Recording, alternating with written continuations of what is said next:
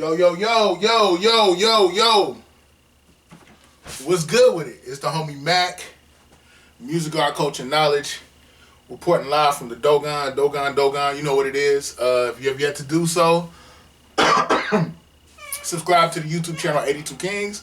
Follow the movement on Instagram at big old @ sign at MACKTV_82. Yeah, we gonna make it. You know, everybody's seeing this. You're a survivor. We're gonna get through this pandemic cycle. We just gotta stay strong, stay positive, stay focused, regulate our thoughts, pay attention to our thoughts, think about what we're thinking about. Think about it. But yeah, don't walk in fear. Don't walk in fear. Positive meditation, prayer, all that. That's what we gotta focus on. But things are gonna get better. We're survivors, homie. We warriors. Shout out to all my essential workers. But yeah, real quick, I want to talk about LeBron James. This is a session of Mac Minutes talking about LeBron James. And LeBron James, he is actually my classmate. We graduated high school the same year. Spring 03. And folks just need to let this man be great. I think the way he's been criticized for his play, the way he's been criticized for just dang near everything is just ridiculous. I wish the Jordan comparisons never started. I think his game, his overall skill set, would make him more akin to a hyper athletic Magic Johnson. So I never was with the Jordan and LeBron comparisons, but it is what it is. In context of The Last Dance, the Jordan and LeBron comparisons have resurfaced. There's this tireless, infinite, unceasing war between the fans. LeBron's people feel this kind of way. Jordan's people feel this kind of way, and they're always stacked against each other. But my thing is this, I'm not gonna say who's better than who. I think it's largely subjective. I mean, we all have a different metric. If your metric is rings, it's Jordan. But if your GOAT metric is rings, it's not Jordan. If your GOAT metric is points scored, it's not Jordan. And all I'm saying is, I don't knock anybody's perspective or their opinion. You like who you like. You rock with who you rock with. Cool. It just gets crazy seeing people debate about this to the point where they start disrespecting each other. It's insane. But anyway, I want to address the whole critique that LeBron could not have played well. That he would have not. I want to address the critique that says LeBron would not have played well in the 90s. And that's bogus. Arguably the greatest team of all time, one of the greatest teams of all time, is the 96 Bulls, 72-10. I want to use that as the metric for how LeBron would have stacked up in the 90s. Because we're saying, again, 96 Bulls has always been considered the best team ever. So, let's see. Grant Hill, in 1996, we try to deal with objective data here. Over here at Mac TV, we nerd out. Objectively speaking, in the 1995-1996 season, the year that the Bulls went 72-10, Grant Hill averaged 19 points against the Bulls. Let's see. In this same season, Shawn Kemp averaged 21 points against the 96 Bulls. Now let's look at and I'm saying all that to say, look, clearly, as far as basketball IQ, as far as skill set, as far as overall athleticism, LeBron is better than Kemp and Grant Hill. And I'm not. This is not a shot at those two, but I'm just saying, as a metric, if those two held their own, LeBron could have more than held his own. I'm sorry. The average height of an NBA point guard in 91 was 6'1.5". LeBron James is 6'9" with point guard skills. Again, hyper athletic Magic Johnson. Magic Johnson got busy in the 80s and the 90s. Not so much the 90s. Career was cut short, but more so in the 80s, got busy. Average height of an NBA point guard was 6'1". LeBron would have caused all type of matchup problems.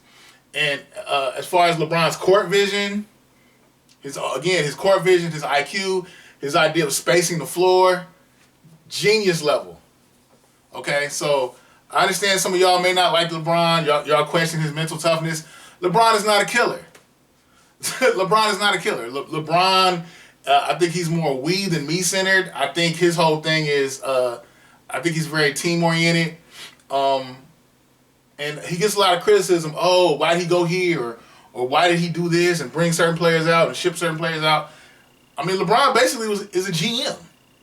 You know, and I don't feel all this team loyalty. Forget all that. Y'all saw how the Bulls, y'all been watching The Last Dance. Y'all saw how the Bulls did Pippen. How much, he got 18 mil for 7 years?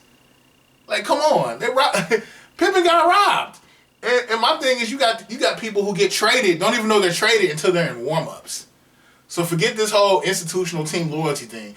These GMs, these presidents, these people that are on the front board room, the office, they do what they want to do with moving pieces on the puzzle, on the chessboard. They do what they want to do. So LeBron just acts as a GM. Hate it or love it. I mean, he owns his own talent. He's self-determined. I don't knock him for that. This is a capitalist infrastructure. What is loyalty? What is love?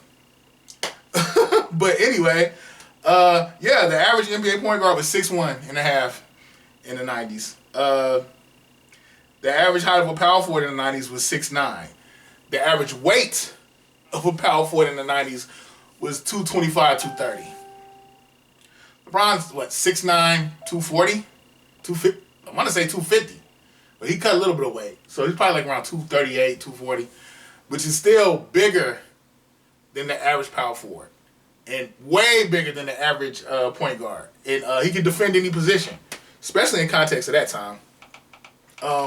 My thing is this. I think people, you can feel how you want to feel. You're entitled to your opinions.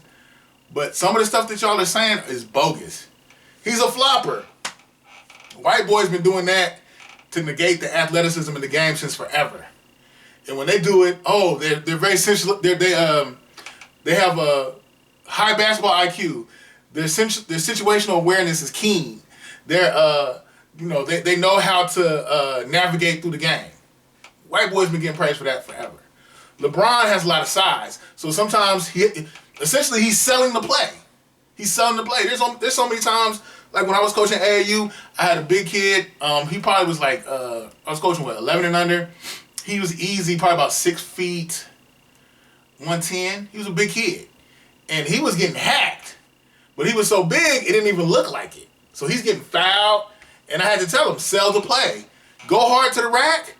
But when you know these boys are about to clobber you, you gotta do a little bit of acting. You gotta sell the play. And if you have an issue with that, I mean, okay, it is what it is. To me, that's strategy. All war is deception. And but yeah, what else? Another thing I don't think LeBron gets credit for, you can't tie him to a great basketball mind. I can tie, well, by proxy you can tie him to Pat Riley, but Pat Riley was never the actual coach on the Heat. I'm sure he called a lot of plays, but he was never actually on the bench coaching, from what I saw. I can tie greats like Isaiah Thomas to Chuck Daly, greats like Michael Jordan to Phil Jackson, greats like Kobe Bryant, R.I.P., to Phil Jackson. So many great players are tied to great coaches. Bill Russell, Red Auerbach, I think. Yeah. You can't do that with LeBron. You can't tie him to a great basketball mind, which speaks to his genius to me. I can't think of many players that had a higher basketball IQ than him.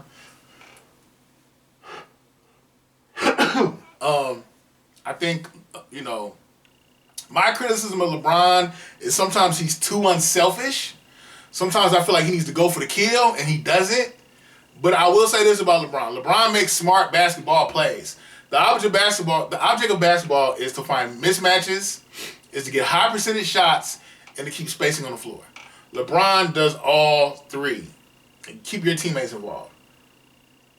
But again, my criticism is sometimes he had to put the nail on the coffin himself, but he would defer. But even times when he would defer, they were smart basketball plays. You know?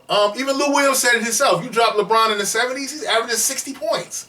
You drop him in the 80s, you drop him in the 60s, 50s, whatever, he's a beast.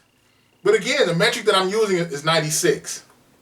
So let's see who were the all-star players in 96. On the West, you had Clyde Drexler, Jason Kidd, Charles Barkley, Shawn Kemp, Hakeem, Sean Elliott, Karl Malone, Mutombo, Gary Payton, and Mitch Richmond. I'm sorry, LeBron can handle his own with all those.